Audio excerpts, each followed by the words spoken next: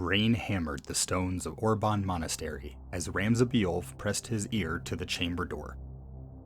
Inside, voices spoke of things that would shatter everything he believed about honor, faith, and the war that had consumed his kingdom. "The people starve while we debate theology," came a whisper from within. The church's holy war is nothing more than politics dressed in prayer. This was the moment that would damn Ramza's name to history. Not the battles he would fight, not the demons he would face, but this single night, when he chose to listen instead of walk away. The War of the Lions had already begun, though few recognized it yet. Two dukes would soon tear Ivalice apart, each claiming divine right to a throne built on the bones of a 50-year conflict with Mandalia. But the real war, the one that mattered, would be fought by a youngest son who discovered that everything he'd been taught to protect was a lie. Tonight, Ramza bore no noble colors, while Delita had chosen Goltana's banner. By war's end, their opposing loyalties would reshape history itself. The first blood of the War of the Lions wasn't spilled on a battlefield. It was shed in the sacred halls of Orbonne Monastery. Princess Ovilia knelt before St. Ajora's relics, her prayers barely audible over the storm hammering the monastery walls. Knight Protector Agrius stood watch, unaware that mercenaries were already scaling the outer walls under Duke Goltana's orders. When the attack came, chaos erupted in the torchlit corridors. Steel rang against stone as temple guards fell to masked intruders. But in the confusion, something unexpected happened. A figure with no house sigil seized the princess and vanished into the night. His name was Delita Heiral, a commoner, a dead man walking. The official records call it an abduction. Surviving witnesses whisper of rescue. Either way, that single act shattered the fragile peace between Ivalice's northern and southern dukes, igniting the war that would consume the kingdom. But Orbonne was never the true beginning. It was the inevitable result of choices made a year earlier, when Delita was still a student soldier and Ramza Beoulve still believed in the honor of noble houses. What you're about to discover is the real story. How two friends from different worlds walked the same path until the kingdom's lies forced them to choose opposite sides of history. Victory in the 50 Years' War was a lie Ivalice told itself to sleep at night. The kingdom's borders held, but everything within them was dying. Fields that once fed armies now grew nothing but weeds and debt. Trade routes carried deserters instead of gold. The royal treasury sat empty while nobles rebuilt their castles on the backs of starving peasants. Into this void stepped the Church of Globados, offering divine purpose where the crown could only offer empty promises. Endure your suffering, priests preached, for it is sacred. Faith became the new chains that bound the people. Among the noble houses, the Beoulves stood apart. Lord Balbinus raised his three sons, Dystarg, Zalbag, and young Ramza, on an ancient code. Protect the weak, even when it costs you everything. It was an ideal already dying in the new Ivalice. By 776, the kingdom's peace existed only in official documents. Beneath the surface, resentment built like the pressure in a cracked stone. The question wasn't whether Ivalice would break. It was who would strike the first blow. The Beoulve brothers believed they were serving a kingdom worth saving. They had no idea they were about to discover how wrong they were. Our story begins 1 year earlier, at the military academy of Gariland. Gariland was the last place in Ivalice where honor still meant something. Or so they told the cadets. Within its stone walls, young nobles like Ramza Beoulve trained alongside commoners like Delita Heiral, learning the art of war from instructors too broken to fight it anymore. The lessons were simple. Follow orders, protect the weak, serve the kingdom. What they didn't teach was what to do when those three things contradicted each other. That lesson came during the spring riots. Starving workers clashed with city guards over grain that didn't exist. The cadets were ordered to restore order, their first taste of real combat disguised as training. Steel rang in the streets as theory became blood. Ramza followed his orders without hesitation, cutting down rebels with textbook precision. But Delita questioned. In the face of the rioters, he saw his own hunger, his own desperation. He saw people fighting not for conquest, but for survival. When the smoke cleared, the Academy called it a successful exercise. The cadets had learned discipline under fire. What the instructors didn't realize was that the two friends had learned very different lessons about what honor actually costs. That day planted the seeds of everything that would follow, including the night Delita would steal a princess and change history forever. 1 year earlier, we find Balbinus Beoulve dying in his chamber. House Beoulve was different from other noble families, and that difference would destroy them. While other lords counted gold and conquered lands, Balbinus measured victory in lives saved, not taken. His modest estate carried more respect than castles twice its size. But respect doesn't pay for armies, and honor doesn't heal dying kingdoms. When illness finally claimed the old knight, he left his 3 sons with empty coffers and a single command: do right, even when it costs you everything. Those words would haunt them all. Dystarg heard duty and saw opportunity. Zalbag heard honor and felt pride. But young Ramza heard something else entirely.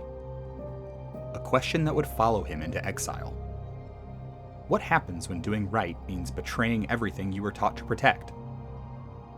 The Beoulve name stood for incorruptible service. By war's end, it would mean something else entirely.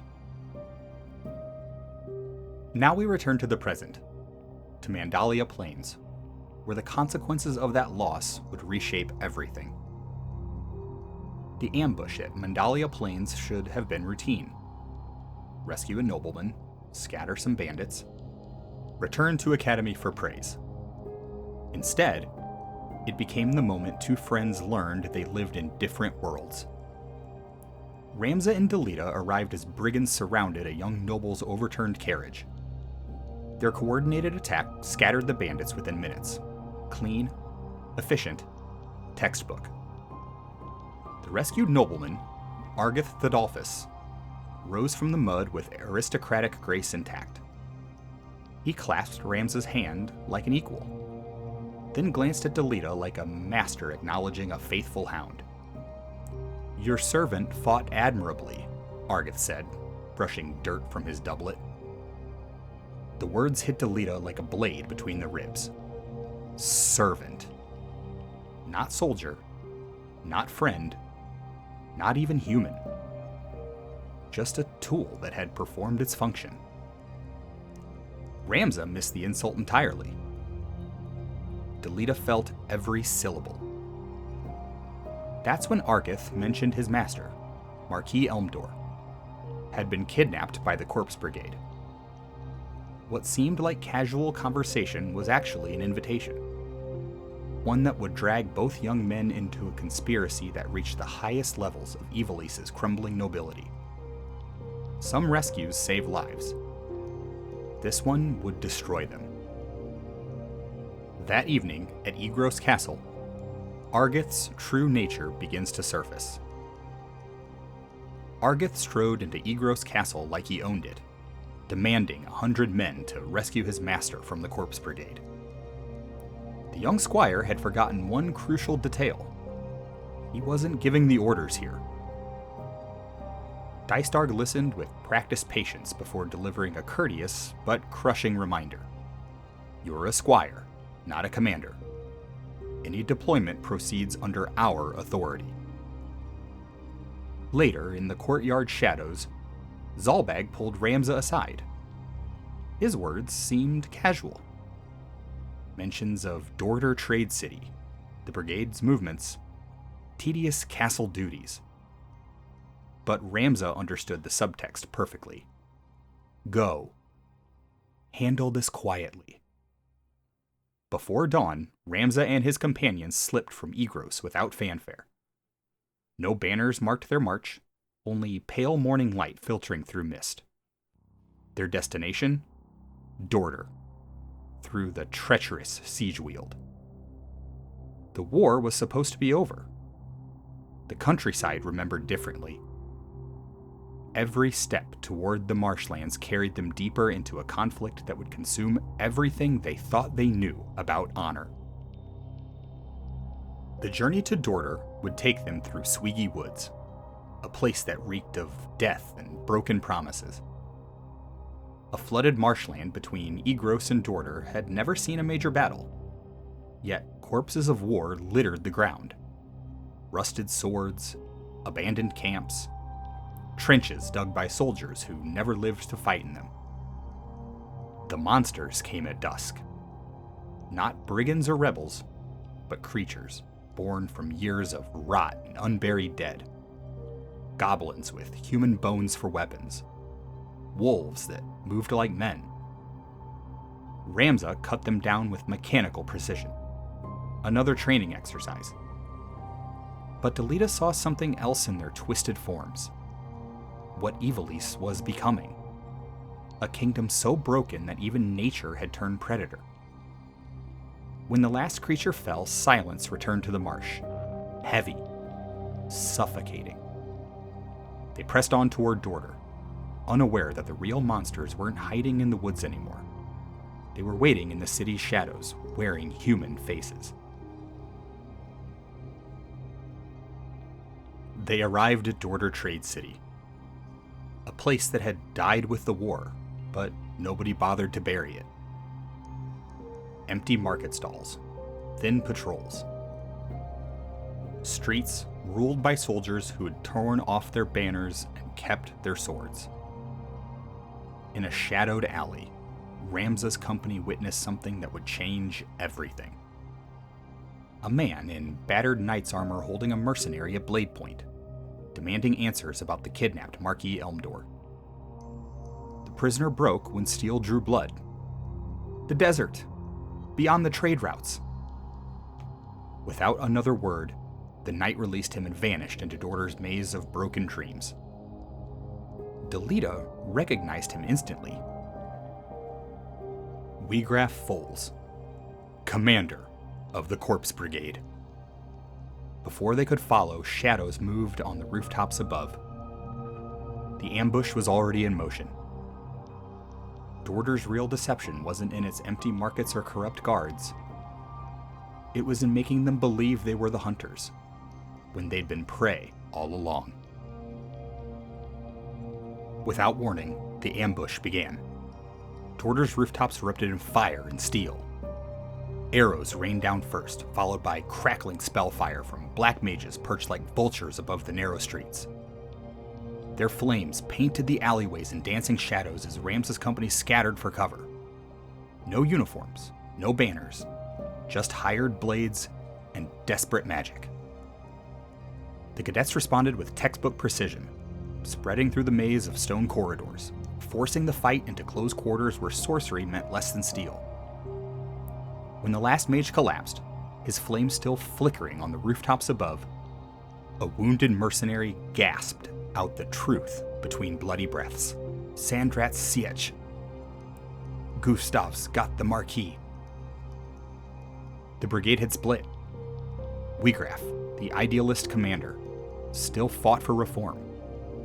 But Gustav Margraf, his lieutenant, had chosen ransom over revolution. The kidnapped Marquis Elmdor was somewhere in the Zeklos desert ruins. Argath's eyes lit up with opportunity. A chance to restore his honor. Ramza saw duty to his family name. Delita saw another reminder that he'd always be the outsider looking in. Below them, Dorter's merchants continued their trade, unmoved by the violence above. Smoke drifted through the streets like incense at a funeral. In Ivalice, commerce survived every war. Conscience did not. Their path led to the Zeklos desert. a wasteland that swallowed tracks as fast as men could make them, but couldn't hide the truth buried beneath its shifting sands.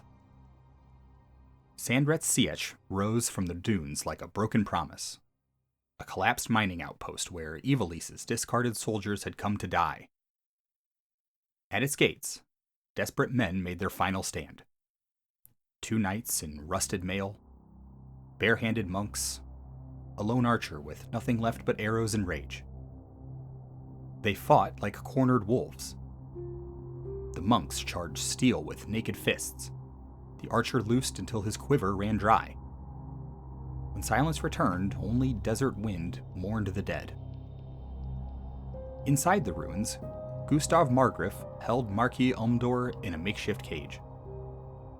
Where Wiegraf preached reform, Gustav had chosen gold.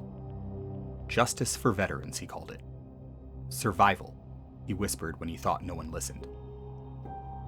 When Wiegraf returned and saw the cage, the 2 men's argument ended in blood. Gustav fell, struck down by the commander he'd once followed. Turning to Ramza's company, Wiegraf offered no fight. Honor demands we undo what greed has done. He freed Elmdor himself, proving that rebels could show more nobility than nobles.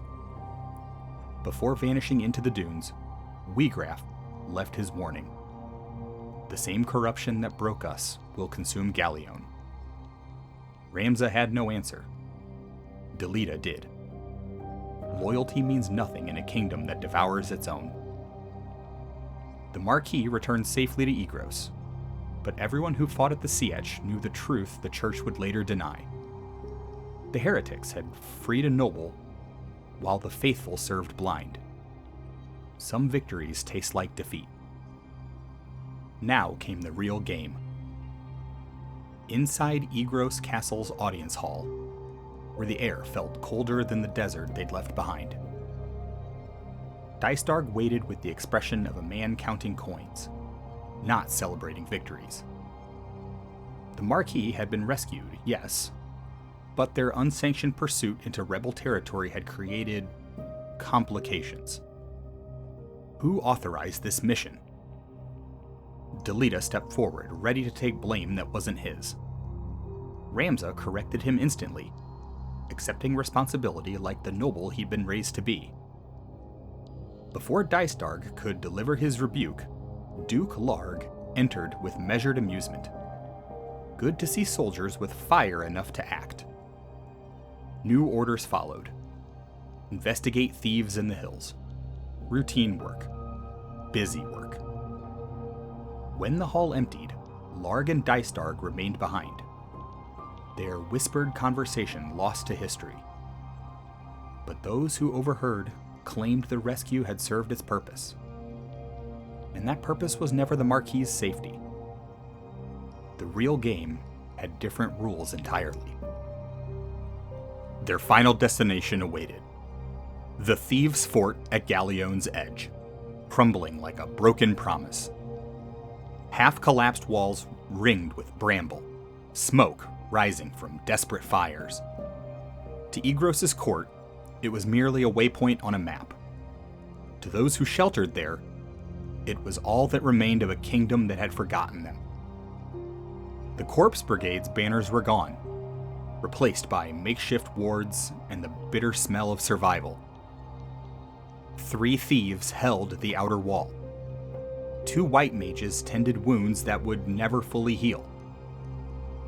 Among them stood a woman whose rust-stained armor couldn't hide the authority in her voice.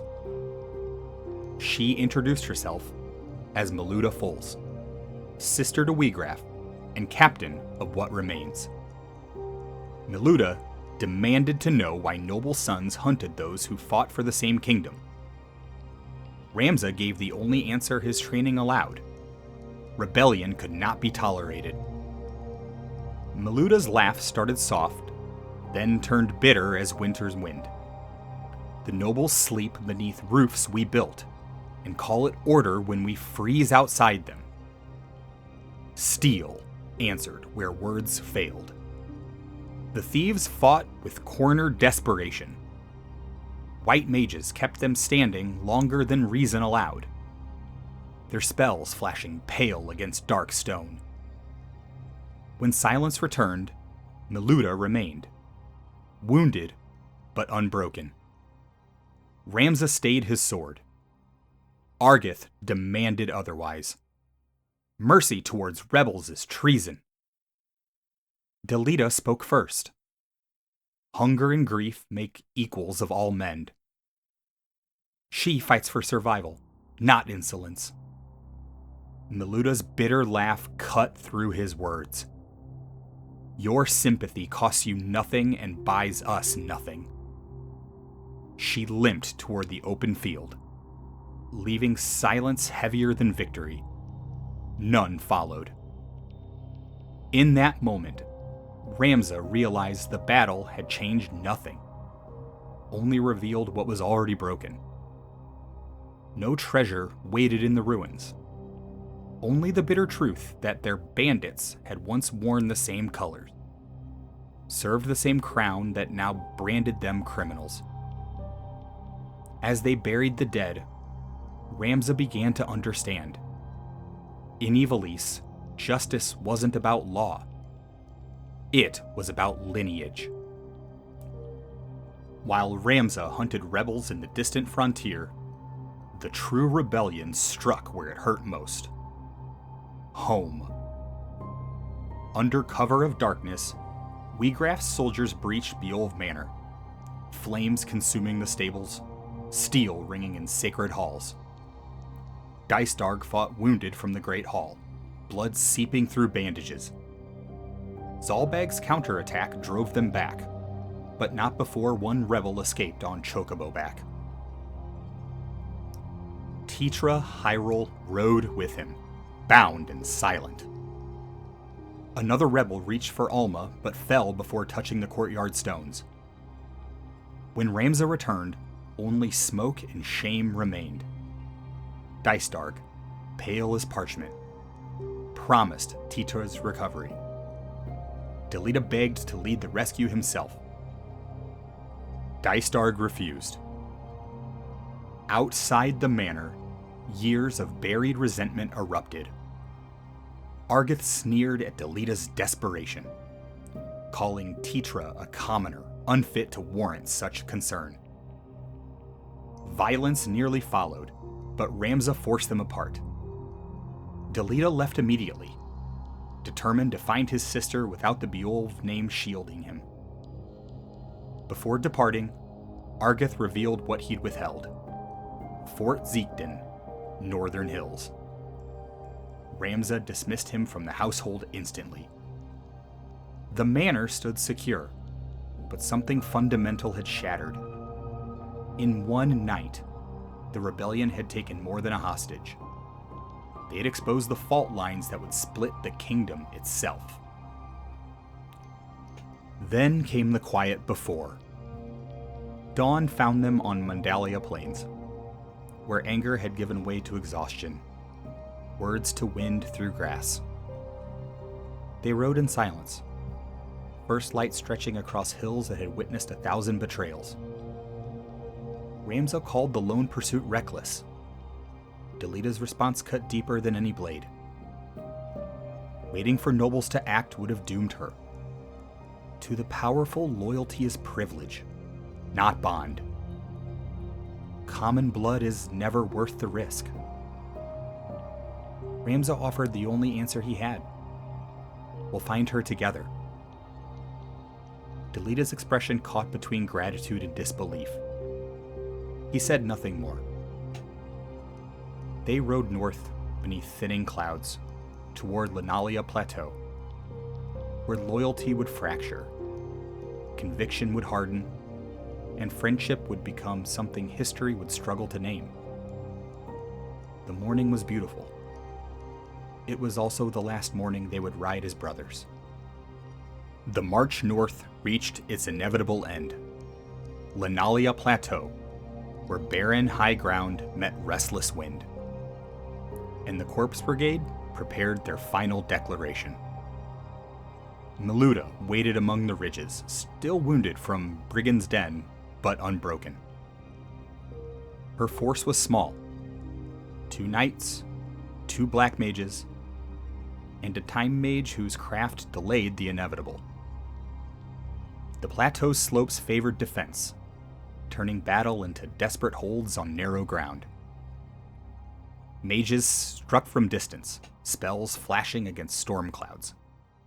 Milluda and her knights met Ramza's advance head-on. Less battle than declaration that she would not die unseen. Even wounded, she fought with conviction's precision. She called Ramza by name, accusing him of defending an order that devoured its own children. He answered with restraint, ordering disarmament over death where possible. To her, that restraint was another insult. Mercy offered from a station she'd spent her life beneath.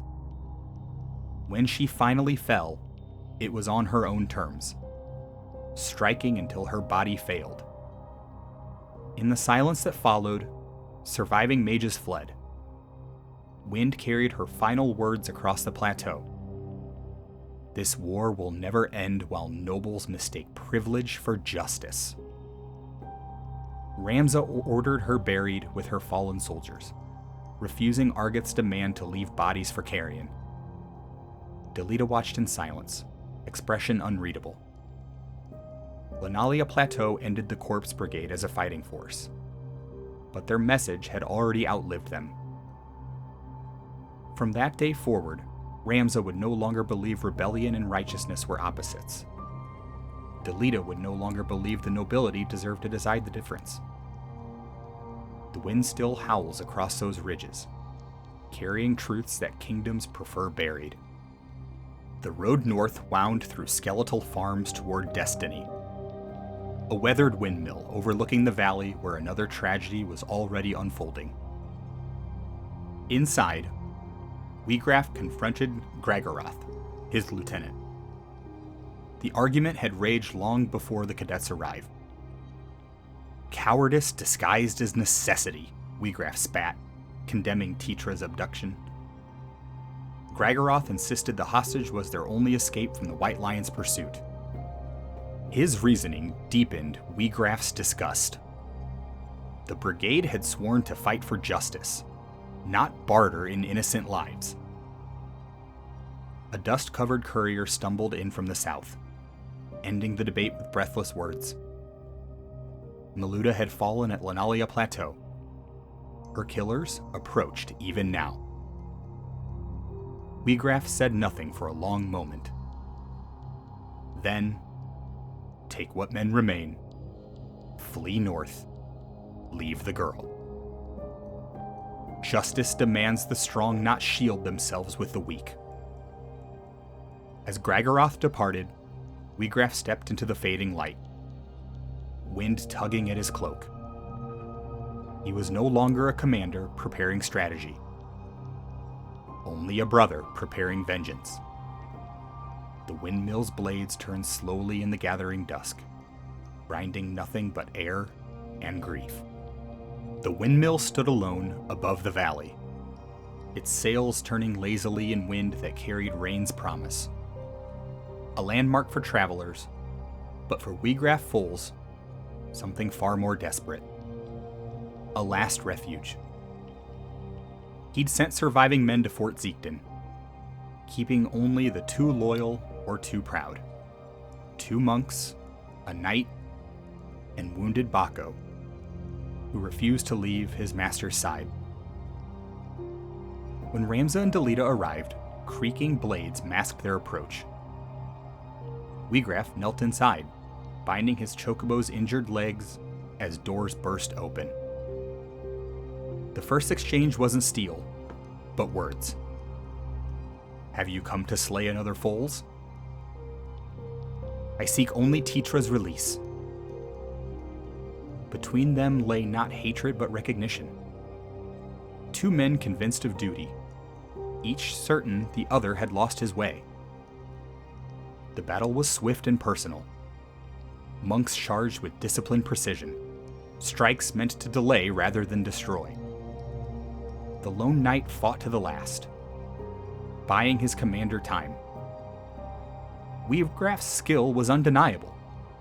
Blade driven by conviction, not rage. But numbers overwhelmed him. As Baco stumbled and monks fell, Wiegraf called retreat himself. Not from fear, but understanding. Vengeance would cost more than justice could afford. Ramza could have pursued. He didn't. He watched Wiegraf vanish into gathering rain, carrying the wounded Baco and his sister's memory. In that moment, Ramza realized he hadn't defeated an enemy. He witnessed a cause's death. The windmill turned on, indifferent to both. Its creak and rhythm marked the end of the Corpse Brigade's faith in mercy. Only the sound of grinding grain remained, and the knowledge that some battles wound deeper than steel ever could. Snow drifted across Zeakden's shattered courtyard as dusk fell, softening battle's sound, but not the screams beneath. Within the fortress, Graggoroth clutched Tetra Heiral, shield and bargaining chip both. Outside, white lion banners pressed forward under Argath Thadalfus, whose ambition had finally found the command he believed birthright granted. Ramza arrived too late to prevent chaos. "Hold fire," he commanded. "Tetra's life outweighs swift victory." Argath dismissed him with open contempt. To the young noble, any commoner's life was beneath consideration. What mattered was Beoulve honor and efficiency of the kill. Delita begged for restraint, voice hoarse from shouting over steel's clash. His words carried no authority in a world measuring worth by bloodline. Argath's reply was a cold smile and a single order. The arrow found its mark. Tetra fell before either brother could reach her. The entire fortress went still. Delita knelt beside his sister's body as first snowflakes touched her hair. Something fractured within him. Silence deeper than grief, understanding that the order he'd served would never see him as more than required weapon. Ramza tried pulling him away. Delita no longer heard him. In the confusion, Graggoroth fled toward the munitions hall, loosing a torch in retreat. The explosion consumed Zeakden instantly, fire tearing through stone, scattering men and banners alike. Ramza was thrown clear, carried down the slope by the blast's force. When he rose from snow, Zeakden was gone, a pyre burning against night. No trace of Delita was found among survivors. The church would later call it victory, recording Argath among Galleon's fallen heroes. History would remember differently. The night two brothers lost faith in the world, and Ivalice lost its last innocence. The snow continued falling, covering everything in silence, even the screams. News from Fort Zeakden reached Egros 2 days later, carried by riders who spoke of victory but smelled of smoke. Official dispatches celebrated the Corpse Brigade's defeat and the kingdom's rescue from rebellion. The cost, though unlisted, was visible on every uniform crossing the gates. No one mentioned the girl who died at its center. Within the keep, Dystarg limped through corridors on his cane, receiving nobles offering congratulations. To them, Zeakden proved order restored and the Beoulve name remained loyal. The church quickly adopted the same story: holy deliverance from heresy. In sermons that followed, the Corpse Brigade became demons. Their leader, Wiegraf, a phantom erased from record. Ramza returned briefly but found no peace. His questions about Tetra's death met silence. To his brothers, war's moral cost was irrelevant.